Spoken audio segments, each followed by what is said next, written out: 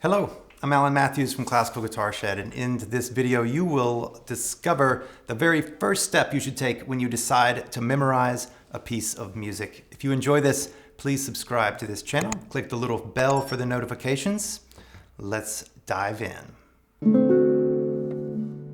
Well, let's say that you want to learn Packington's Pound. It's a great Renaissance piece. It's a great piece. Let's say that you want to learn it, you want to memorize it. So what's the very first step? Now, what a lot of people do is they'll just say, I'll learn it now and then I'll memorize it later. It's a bad idea. It rarely turns out all that well. It's typically you're building that on very shaky foundations, and there are a lot of problems later because of that. Better to memorize right from the very beginning of learning a piece. And what do we do then? So here's this big piece of music. This particular one is 3 pages long. And how do you actually then go about it? The very first thing that you want to do is listen to the phrases in it and pick out small sections. And so instead of just having a big piece of music, we want to put this into small bites. For instance, we're going to start off, and the first section, we're just going to call this 1. We can put these rehearsal numbers, you can call them practice sections, you can number them, you can letter them, you can just put a star. The labeling doesn't matter so much. We just want to make small sections, and you want to know what those sections are. So we're starting here, and then how big is this section? So we just want to listen to it.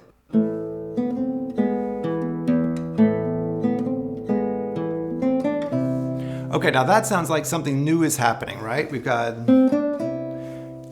something new is happening. So that's going to be the new thing. So that will be our new spot. Now, here's the question.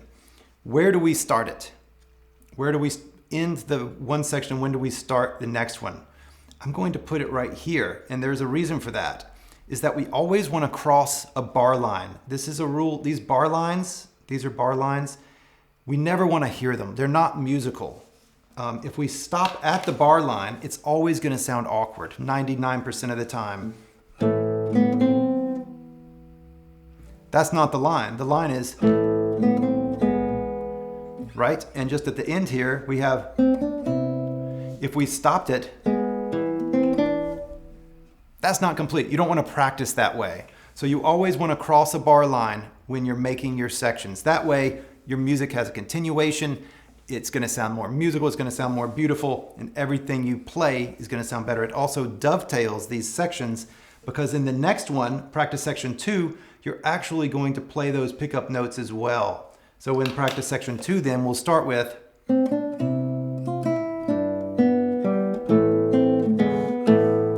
now here we don't need to cross a bar line because it's a big long note.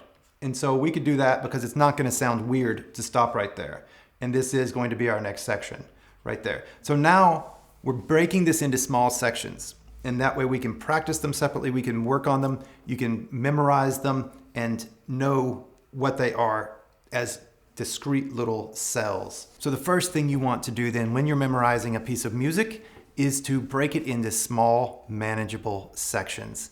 And know those sections, know those little things. You can call these landmarks, many people do. Know your landmarks and make them musical. So make them into a very good sounding phrase. Listen to the music. Even you don't need to know any music theory, but listen to where it naturally sounds like a good place and make that happen. It's oftentimes going to be at 4 or 8 measures depending on the music.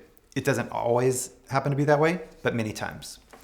All right, I hope you've enjoyed this. If you would like to know more about memory, I've got a full course on how to memorize music, and you're welcome to find more about that in the link below. And also, please do subscribe to this channel, and I'll talk to you soon. Good luck with your memorizing music.